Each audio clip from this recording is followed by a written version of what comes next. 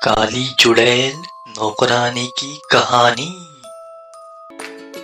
माधवपुर नामक सुंदर और शांत गांव था। गांव में सभी लोग एक दूसरे के साथ मिलजुल कर रहते थे।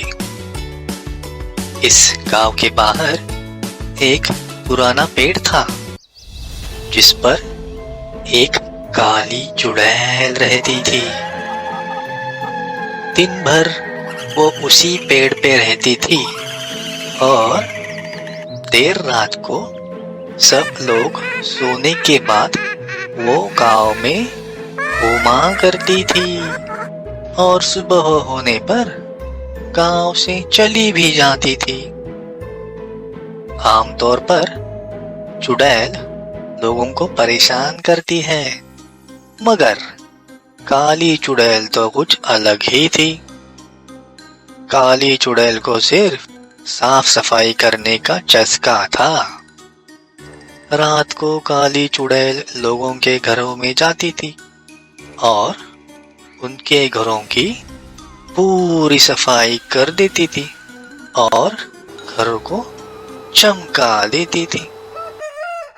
सुबह होने पर लोग उठ जाते और साफ सुथरा घर देखकर चौंक जाते और उसी वक्त अदृश्य रूप में काली चुड़ैल बताती थी, ये जो तुम्हारा घर है ये साफ मैंने किया है।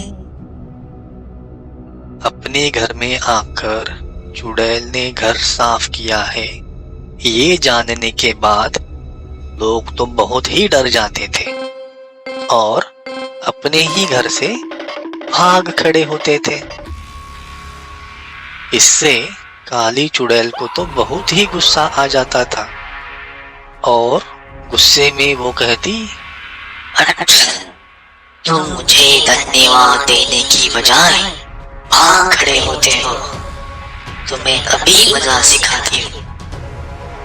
और फिर जोर जोर से चिल्लाती थी, जो काली चुड़ैल को धन्यवाद नहीं देगा उसके घर का हाल बुरा। और घर भर में पूरा कचरा फैला देती। मिट्टी के बर्तन, कांच के प्लेट्स तोड़ देती और वहां से चली जाती थी। काली चुड़ैल धन्यवाद शब्द सुनने के लिए तरस गई थी। अब गांव में एक ही घर बचा था जो उसने आज तक कभी साफ नहीं किया था। वह घर आलसीराम नामक एक आदमी का था जो एक निकम्मा और कामचोर था। उसका घर बहुत ही ज्यादा गंदा था। एक रात काली चुड़ैल आलसीराम के घर पहुंच गई और पूरी रात काम करके उसने आलसीराम का पूरा घर चकाचक साफ कर दिया।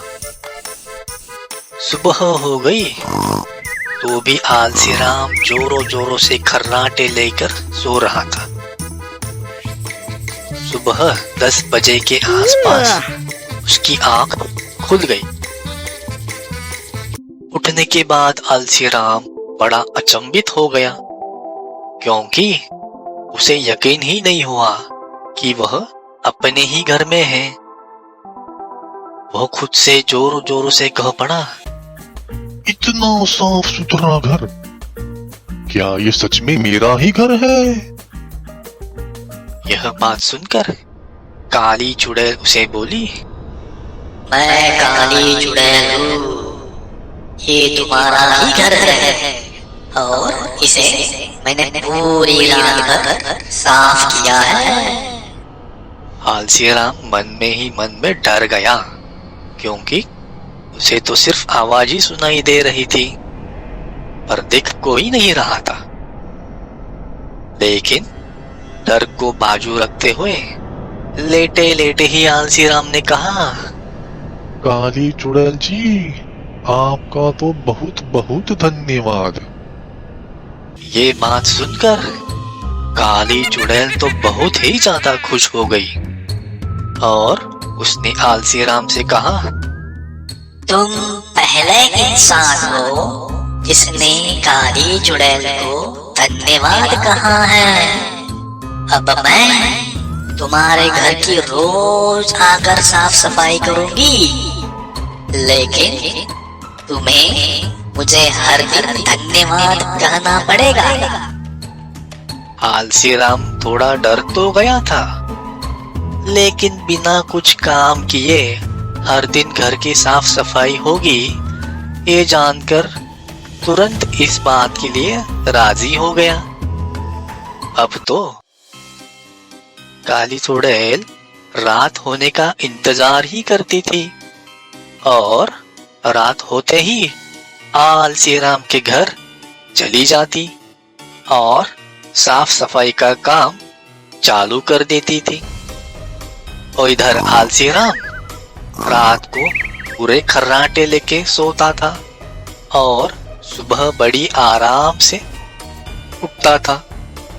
और साफ सफाई होने के बाद काली चुड़ैल आलसी राम के उठने का इंतजार करते रहती थी।